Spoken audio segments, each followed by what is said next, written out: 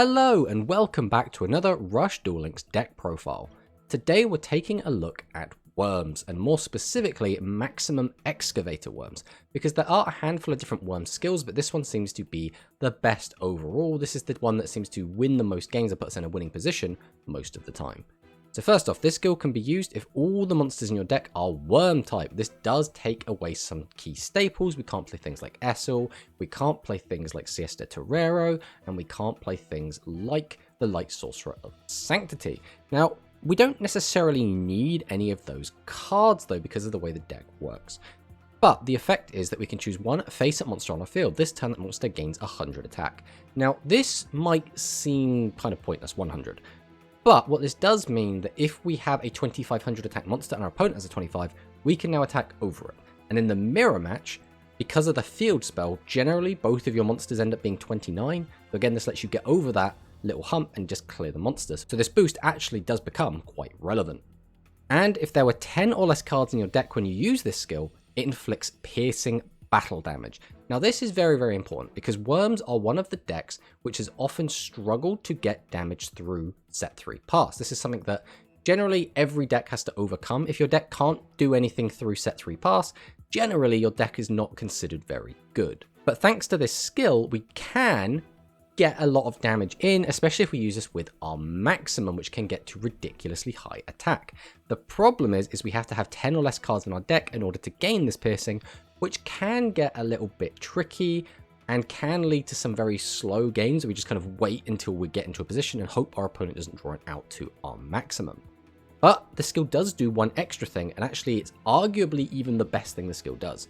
If you have activated Peaks of Blistopia this turn, you can also add one level 3 or 10 monster from your graveyard to your hand. You can only add a maximum monster once per duel.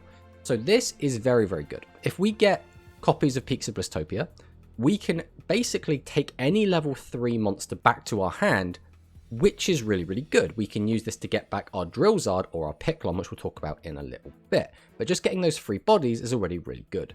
But the most important thing is here, we can take any maximum piece from our graveyard, because our maximum pieces are level 3 and level 10. So we can take either the middle piece or one of the side pieces from our graveyard to our hand to complete our maximum, which is really good. We basically get to toolbox our graveyard for a maximum piece, which is very, very strong.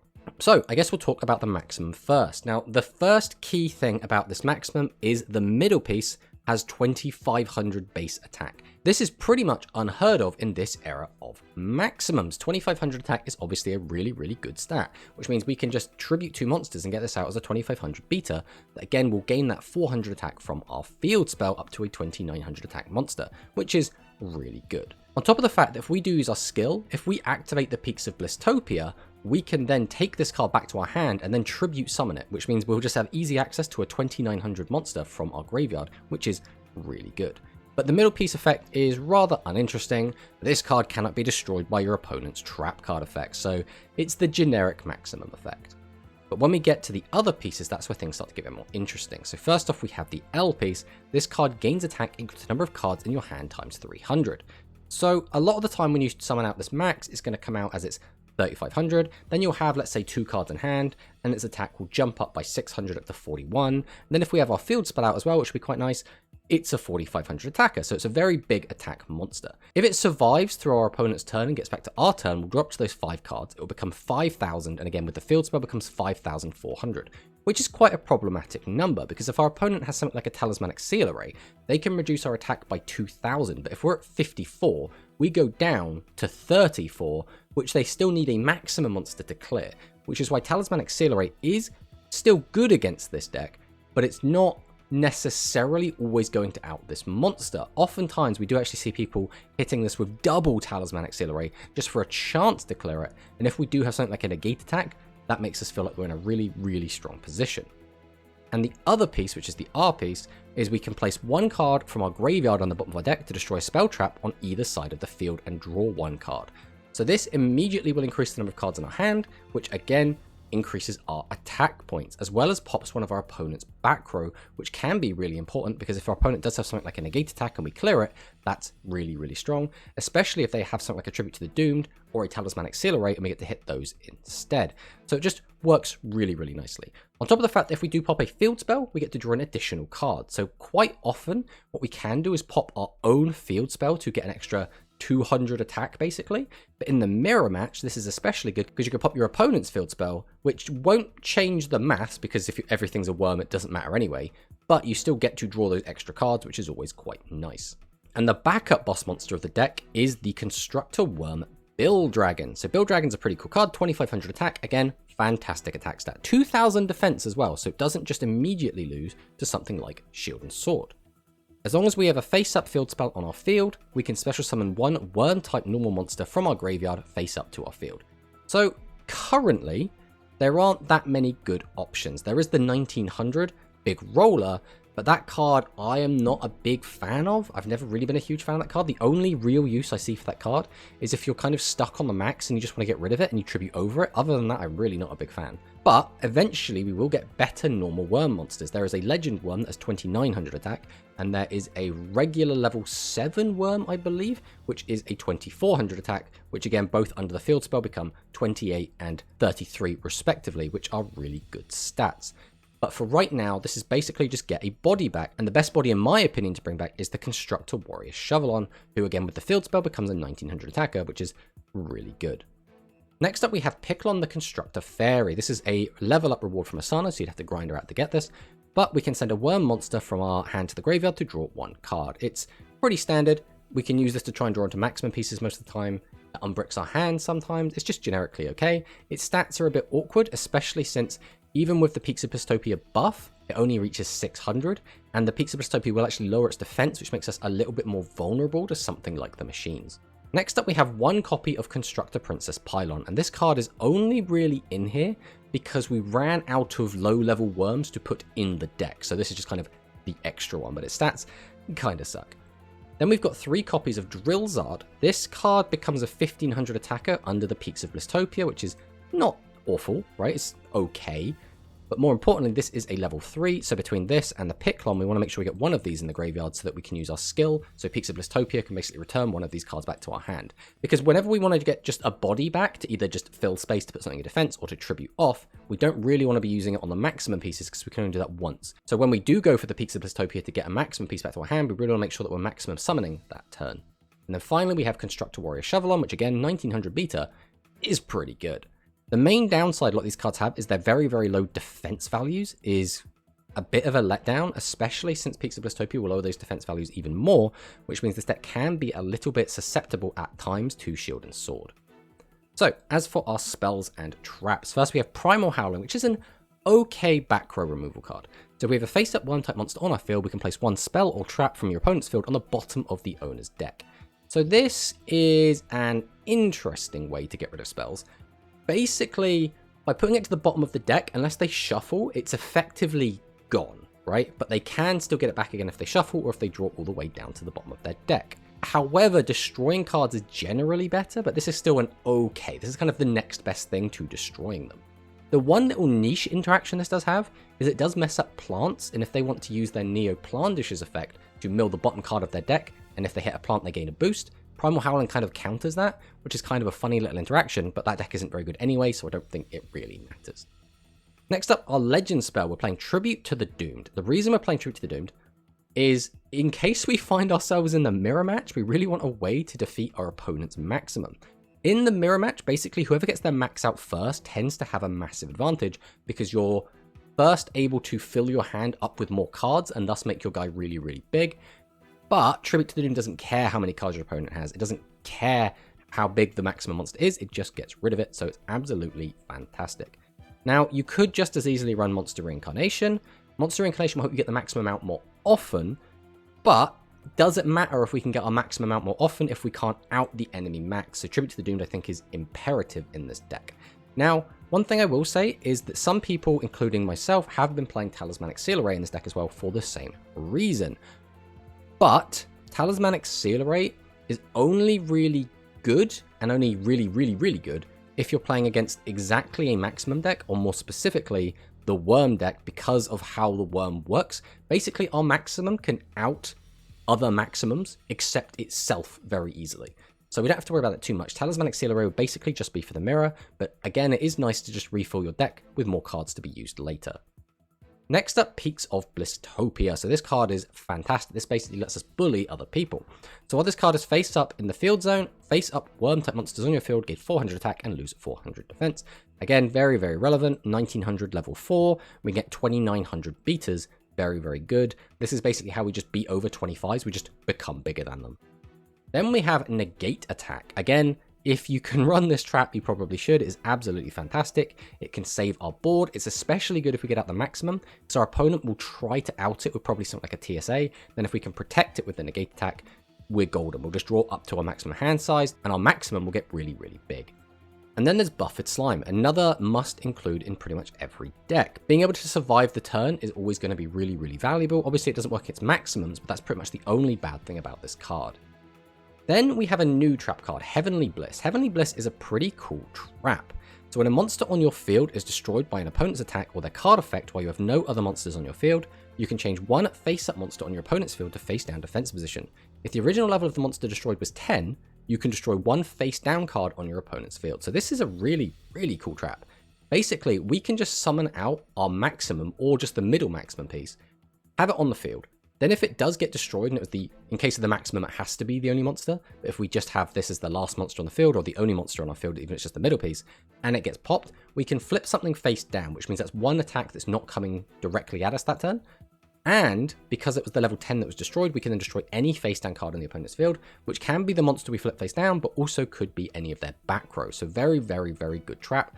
One thing I will say is I'm not a big fan of running more than one copy of this, because oftentimes when we were running two, we did keep seeing them at the same time, and two copies of Heavenly Bliss at the same time do absolutely nothing, because you only have one monster on the field, you can only trigger one of them per turn.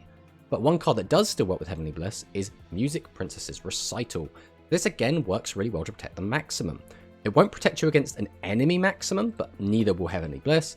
But Recital is really good because if you summon your monster, your opponent activates, let's say, Talismanic Seal Array, and your opponent has 3 monsters that can clear your max, you can then say Music Princess Recital on the first attack. On the second attack, when our monster gets destroyed, we can use Heavenly Bliss to flip the third one down and then pop something so we don't get that direct attack against us. So all in all, I do quite like this trap spread. Now, some people have been playing less traps than this and basically focusing on more spells. For example, the TSA, for example, the third copy of Blistopia, because when you think about it, when you use this skill, Blistopia is kind of a body as long as your graveyard is already set up. As long as you have a Picklon or a Constructor Soldier Drillzard, you can just play a Peaks of Blistopia over your current Peaks of Blistopia and get a body back from the grave. So there's no real harm in playing 3 of this card, unless, again, we just don't get any of those level 3s in the graveyard, or if we open multiple copies of Peaks of Blistopia early. The first duel we actually played, when we were playing 3 copies of Peaks of Blistopia, we opened all 3 of them in turn 1 and just completely hard-bricked out the game. It was not a pretty sight. The other thing that some people are doing as well is run the third Primal Howling, just to fit the traps, and we had to cut something, so we ended on this. Overall, this deck is pretty cool. This is the Wyrm list I found the most success with. With a very similar build to this, we did actually make top 8 in a tournament, so the deck definitely can win. You can take games off other decks, but there are a couple of matchups that can get a bit wonky. First up, Royal Rebels really do like to eat this deck alive. The only real way we have to get damage in is to summon guys, right? Either we're summoning the maximum, which can get eaten by Doom Metal, or summoning a board of big guys like Bill Dragon and like a couple of Shovelons, which again will get devoured by Doom Metal. So not a great matchup into that deck.